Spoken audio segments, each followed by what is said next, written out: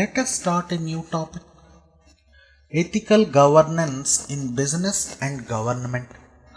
Now we speak it as organizational ethics, right? Normally. Now in this topic we will deal in detail regarding the corporate ethics and corporate governance and the terms that comes under this topic. Now before going into the main topic, let us see some basics, so that's why you can gel with the topic very well. Now let us start with the term called ethical competencies. Now what is ethical competencies? Ethical competency is nothing but having necessary skills and knowledge, right, regarding the thing what you are doing, action, job, alright. Now see here, I will write down the point here, summarize the things. Is nothing but having necessary skills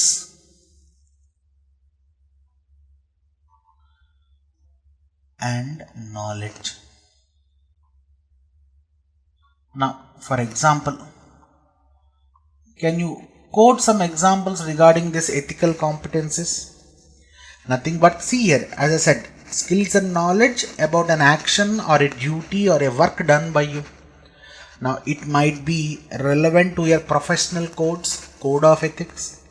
It might be the respect and the law where you live in.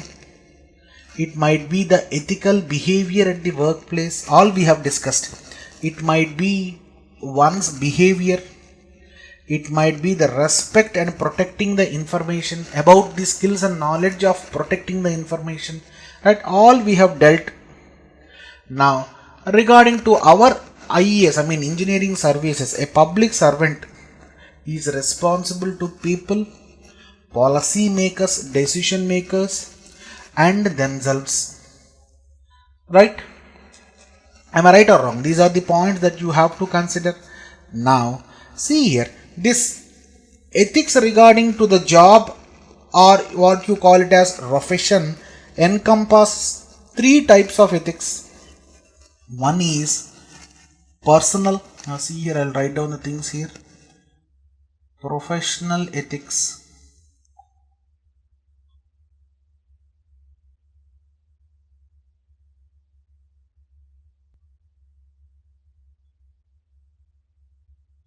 Now this professional ethics deals with the personal behavior, or you call it as personal ethics in general. It deals with the organizational ethics.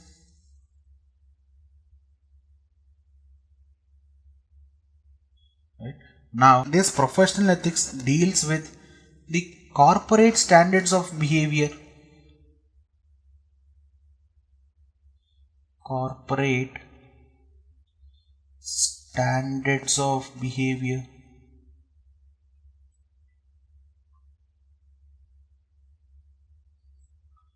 Now focus on this. Already we have discussed in detail regarding this personal ethics. Now in this chapter we will deal with these two in detail: organizational ethics and corporate standards of behavior. Right?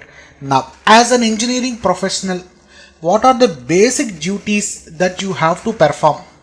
Right? Now see here, I will summarize this basic duties. Already we have discussed this, but at a glance I will write it down. What are the basic duties that you have to perform? Right? Now you must consider your public interest more than the personal interest. Am I right or wrong? This is what we have discussed all through the ethics topic. Public interest must be more than your personal interest. I am writing down only the crux points here. Right? And you must be committed to serve to the people. Right? Now commitment to be fair, your fairness and good approach that we have dealt in the first thing. Right? Everyone must be treated in the same way. No favoritism or no discrimination. Right? This is what we have dealt in the previous topics. Right? Upholding the law, your integrity, and you have to support the democratic process. right? These are the basic duties, right? Now see here how these basic duties are encompassed or you include into the organization or in an industry where you work, right? This is what we deal with corporate ethics, right? Corporate standards of behavior. So in POSH we will deal it as corporate ethics.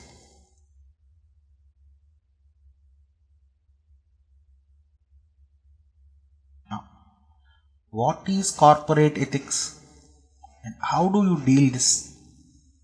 What is the basic definition of this corporate ethics? Now see here a broad area dealing with the way in which a company behaves towards and conducts business with its internal and external stakeholders. Now this internal and external stakeholders include your employees, investors, creditors, customers, regulators, vendors, all these examples. This is nothing but your corporate ethics, right? Now see here in one point what you can say about this corporate ethics. Now this is a way how a company behaves and conducts its business with its external and internal stakeholders, right? Now see here I'll write down in one point, right, how a company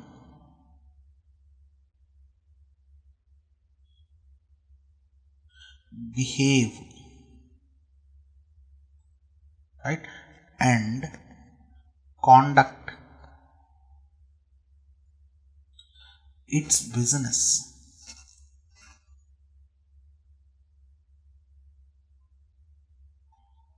with external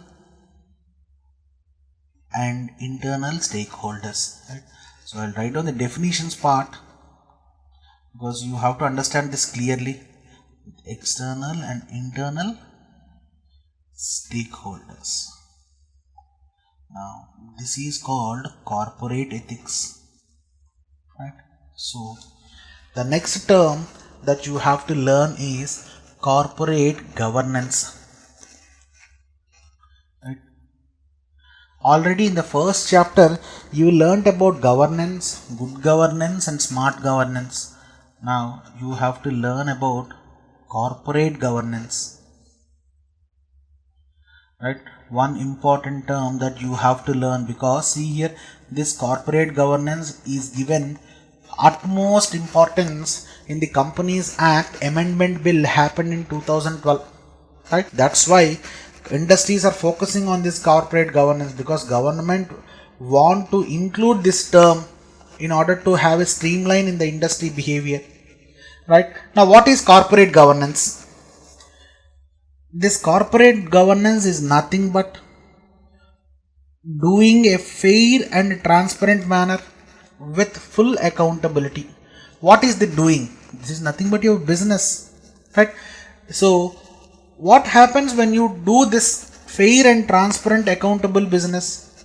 Now your shareholder value will be enhanced on a sustainable basis.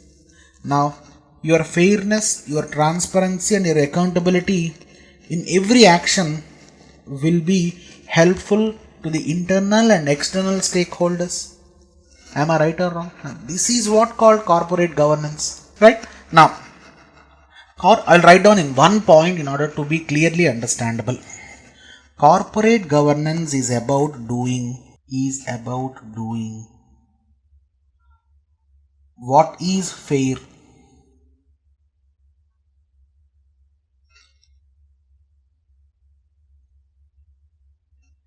in a transparent manner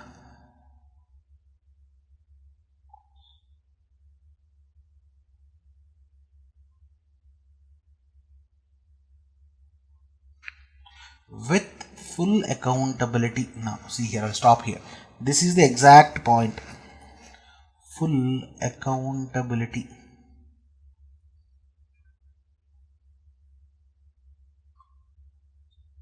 Now you got the point clearly? Now why to do this fair things in a transparent manner? Now what is this doing called? This doing is nothing but business, right? or a work by the employer. I will write in one term business. Now what happens when you do this? Now see here, it will increase your transparency, it will increase your shareholder value, and also it will increase your sustainability with your internal and external stakeholders, right? It will increase your sustainability. I'll write down in one point. Now see here, after attempting the questions, you can observe that each and every point is dealt in the video, right? Now, how this corporate governance is attained? Now we have spoke about the definition. How this will be attained? Now, this will be attained by maintaining transparency in all actions. Now, this corporate governance can be attained by maintaining transparency in all actions. Transparent in all actions, right?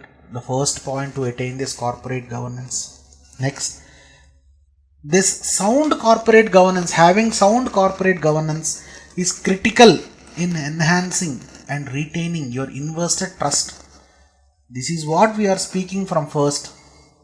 It will increase your investors trust.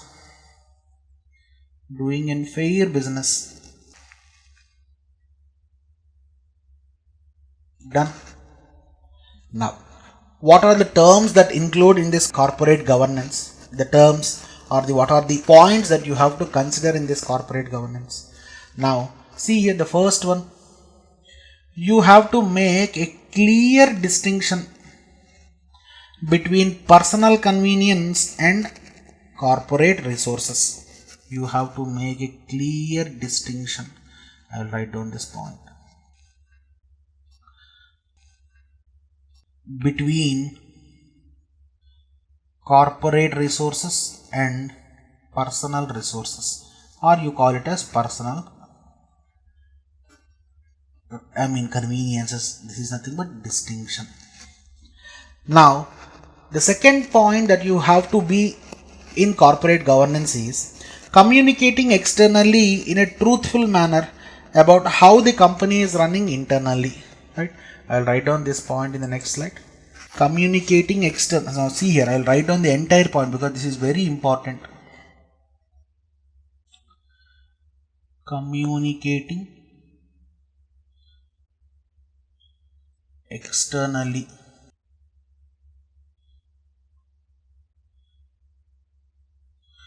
in a truthful manner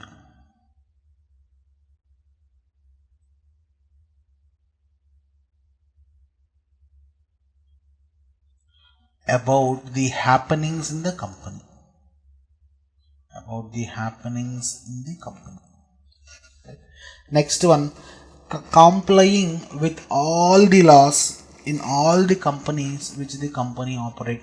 Now you have to comply all the laws and rules, regulations according to the country where you are communicating, right? Now, how to maintain this corporate governance? We have seen what are the points to attain corporate governance till now. Now, how to start, how to initiate, how to maintain, and how to sustain your corporate governance. Now, in order to sustain, maintain this corporate governance, there is a 3-tier governing system.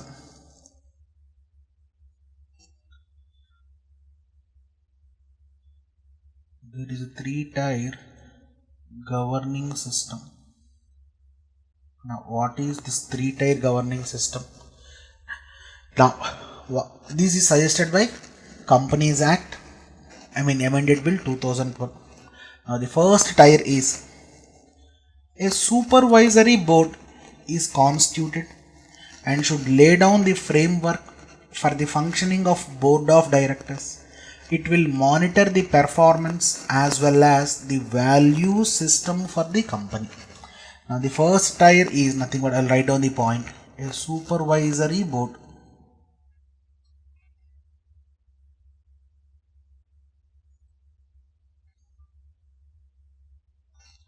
Right, and this supervisory board has to lay a framework about how to function And what are the functions of board of directors? What are the functions of board of directors?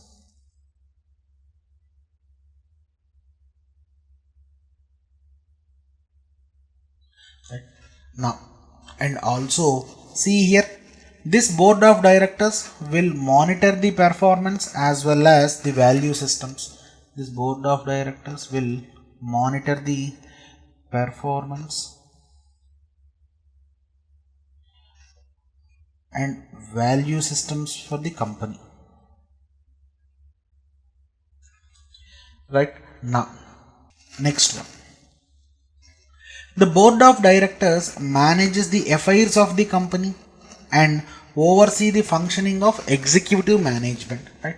Already we have discussed this. The board of directors will look upon the performance, means affairs of the company, and also they will oversee the functions of executive management, the lower rung management.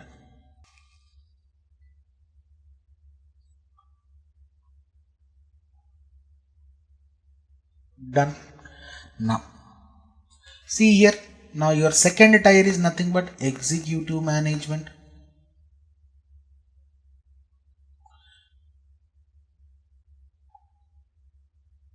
Now the supervisory board will look upon this executive management, and these executives run your day-to-day operations. They will run this day-to-day operations. Done.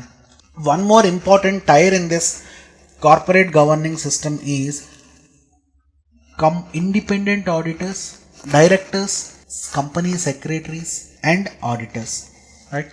Now we have to discuss about this role of independent directors. Now I will write it as ID. Company secretaries, I will write it as CS, and auditors. These are the main pillars for managing corporate governance. Right. Now independent directors are nothing but the custodians of corporate ethics. Right. They are the custodian, means they have to look after this corporate ethics. I mean, are these functions happening in the company perfectly or not? Right. Custodians. Now write the full point, right, of corporate ethics.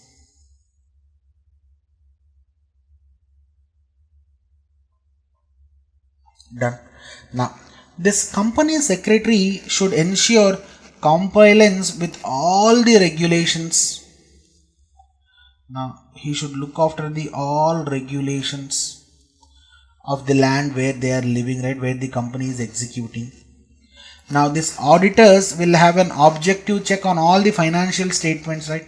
They have to look after the financial statements. See here, each and every work is demarcated clearly. Financial statements. Right. Now these financial statements are prepared by directors, right. Now what are the regulators that control these companies and their performance to check the wrong activities happening in the company? Now there are regulators. Now see here, all these companies must be regulated under Companies Act. This is what we have discussed, right. Now see here, go through Companies Act 2012 Amendment Bill. 12 Amendment, I am writing as 12 Amendment. How many independent directors must be there, how many women directors must be there in a board, all the things are given there, right. And see here, if these companies are listed under SEBI, now this SEBI will watches over the corporations, especially to protect the shareholding of the shareholders, I mean, right, in order to protect the money of the shareholders, right. Now see here, SEBI, I'll write on the full form, Securities and Exchange Board of India. Now see here, when this was started, now before 1994 or something, there is no demat trading, right? Demat, I mean dematerialized trading. Every stock is nothing but digital now. Previously what happened, it used to be a paper stock. Now this paper stock selling and buying takes a lot of hiccup process, and these companies used to take this advantage of this hiccup process and used to mint money and looting the shareholders' money. So that's why demat accounts were started, and the Securities and Exchange Board of India have started in order to enhance and save the money of small shareholders, right?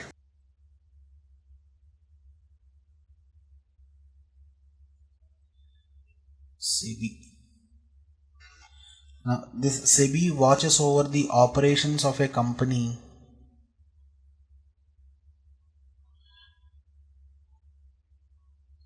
and it protects the small shareholders.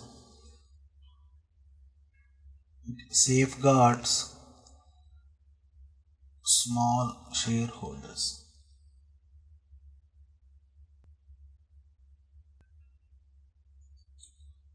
Now we are not supposed to learn all these in corporate ethics, right? The minority shareholders, majority stakeholders, percentage of shareholding. We are not related to that. Right. Now, what are the challenges in order to ensure this corporate governance in the company? The first challenge is, now I'll write down the point here. What are the challenges that you face in order to sustain this corporate governance in the companies? The first challenge is ensuring independence in spirit of independent directors and their active participation in functioning of the company. Now, these independent directors will not have any major role playing in the company's day-to-day operations or executive management. So sometimes these companies will not behave in a correct manner with these independent directors. So the first challenge is you have to ensure independence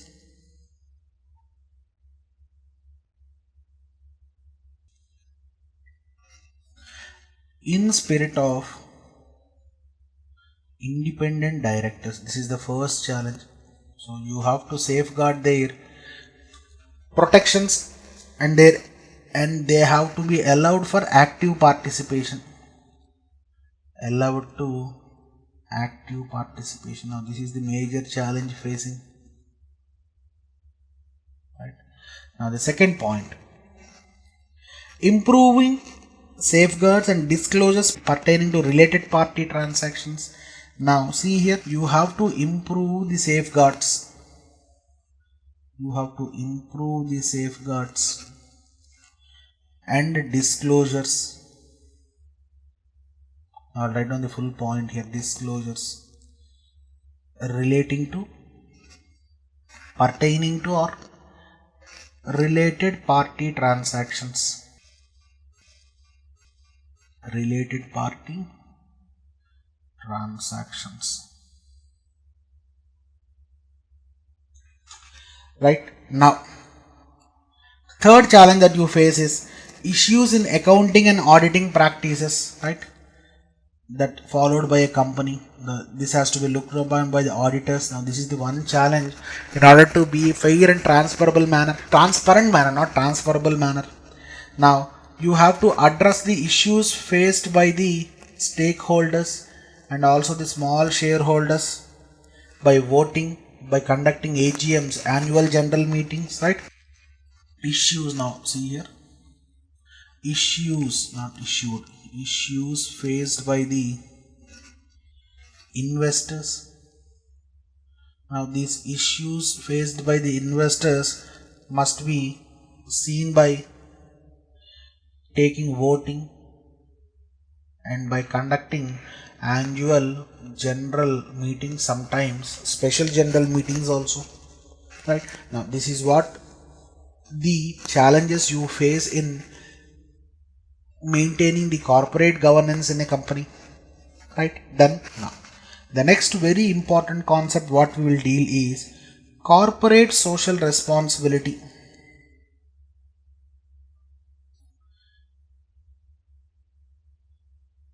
CSR. Now this term you are being frequently hearing this in the newspapers also about the CSR activities done by the corporates, right?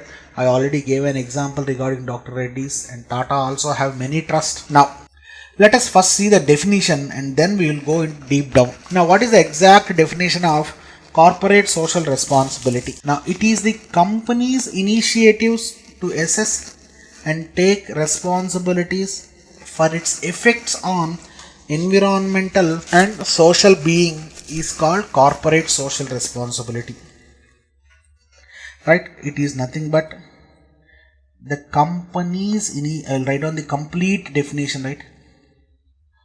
Company's initiatives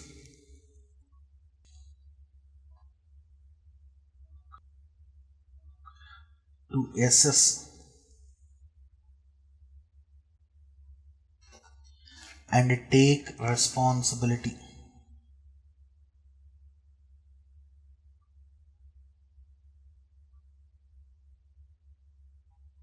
for its effects, not for its effects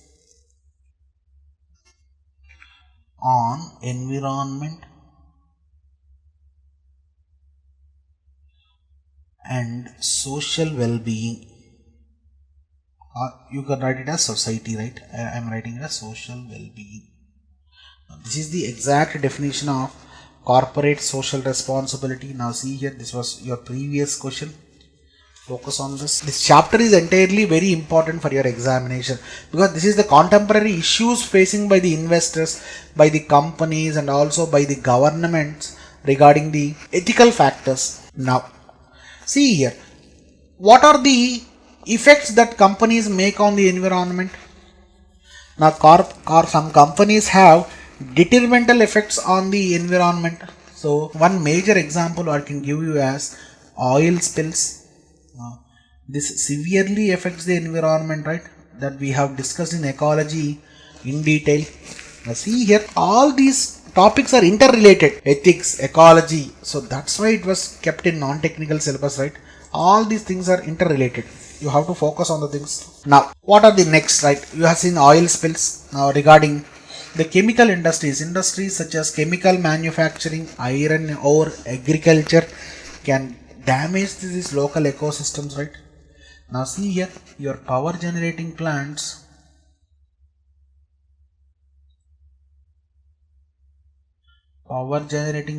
can create an impact in temperature change also. Climate change can also be attributed in a large part of corporations, likewise your power generation plants, right? Now many companies are responsible for this deterioration of the climate, right? Now for this deterioration and in order to save the environment from this deterioration, corporate social responsibility is the way. Now, CSR is a way through which a company achieves a balance of economic, environmental and social imperatives, right? Now, CSR is an approach where company can achieve a balance of economic, environmental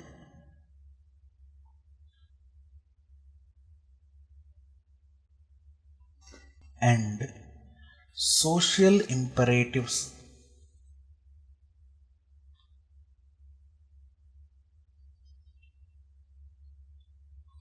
Right?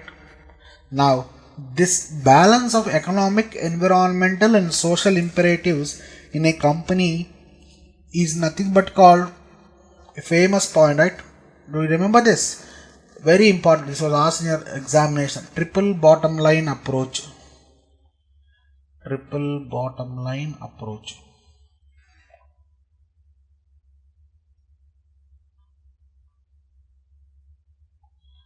Now, getting the balance of these things, right?